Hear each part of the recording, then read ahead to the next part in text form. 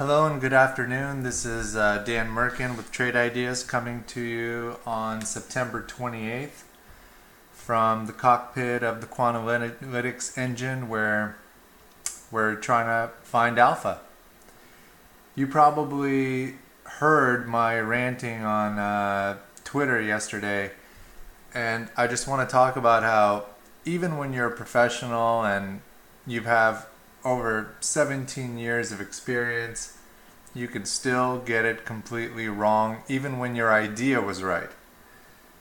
But the point is that yesterday I had like a $16,000 loss in a swing where I was up 14,000 and finished down 2,300 because I felt like the market was or should have gone down or it was going to reverse, but I just put my stops in at a point where literally it was taken out and then turned around. That happens to a lot of people. But what I'm trying to show here is that notice how you get back up, brush yourself off, and you do it again. So I've put on a few positions, not as much exposure, but hey, 900 in the plus column is better than a kick in the butt. So let's talk about again what I'm looking at.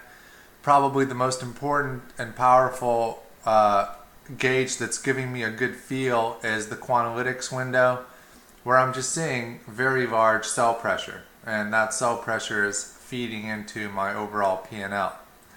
Not only that, but I'm watching the up and down volume on our new free widget that's available everywhere to everyone, and notice you can see how the down volume is just kicking the up volume's butt. So this is another very powerful way that I gauge what I should be doing. Should I be covering? Should I not be covering? How should I do it? And to be honest, we actually found that there was a little bug in our code yesterday and we didn't have it displayed perfectly before, but now it's all dialed in. And here you can see again, look at this. Look at this feeding, the selling, the waves, the way it comes in. It's a great piece of software for you to be watching and getting a good feel. I can't emphasize that more. Over here, I'm watching sell pressure coming into NASDAQ stocks. All stocks, but the NASDAQ Velocity Enforces sell pressure. This window is kind of evenly distributed because what we see is that people make a two-sided market. So a lot of times when you see buy orders, there are some matching sell orders on a spread. But we do see waves, and I'm just watching these for specific stock setups, not necessarily feel. So this is my feel window. These are my specific setup windows. Here, if you notice, I'm watching my positions that I have here in a position watcher. So unusual volume hitting all of these, little profit taking. We had just crossed 1,000 and now it's taking a little bit of a profit. People are trying to figure out what's going on. Here I have a top list that's telling me what's down the most in the last hour. Okay, and I like watching these because again, it gives me a little heads up to figure out, if there's a big bounce or what's going to happen. Maybe I'll counterplay some of these. It's also, again, different views on the market. One important thing to show is notice the data visualization really helps. While a lot of these are getting pretty beaten down today, look at Amazon. It's the clear standout. So if there is a turnaround, this was what I would be playing on the long side fairly aggressively, again, if the opportunity presents itself. But so far, we're just hovering around, I'm almost hovering around highs on the P&L. So I'm going to let it, if it goes to like 700 or so, I'll probably take profits.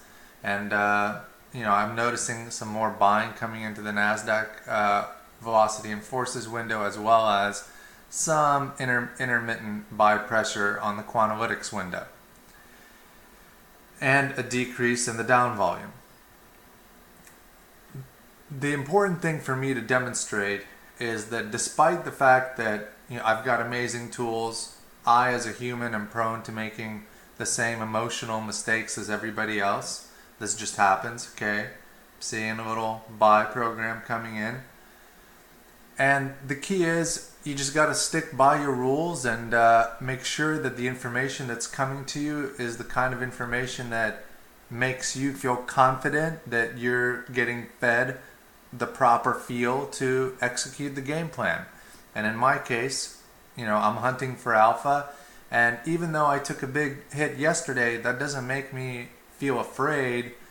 Like I said, you jump back in, even take a little loss on something if you have to because your levels got taken out, but you execute the game plan over and over and over. Even though it's so difficult to be emotionless or to keep your emotions in check, it is really what you have to do, because that's the only way that you're going to be able to get the kind of alpha out of the market that makes you, again, successful beyond that what the averages provide. So I'm going on a business trip and I will not be sharing videos for probably about a week. I'm going to be visiting New York, where we're talking to a lot of partners of ours. Going to be doing some interesting stuff with NASDAQ in the near future and some of the other brokerage firms. So we're very excited. Again, we're going to be doing some amazing things on the technology side. We really do believe we're on the verge of coming up with a piece of software that's going to be literally the must-have for anybody who is a self-directed investor, whether you're a long-term trader, short-term trader, or whatever. So I'm going to conclude this video September 28th. Again, I hope you enjoyed it. I'm probably going to have to take some profits in a minute. And I look forward to sharing more of the Quanalytics space with you in the very, very near future. Thank you, and see you soon.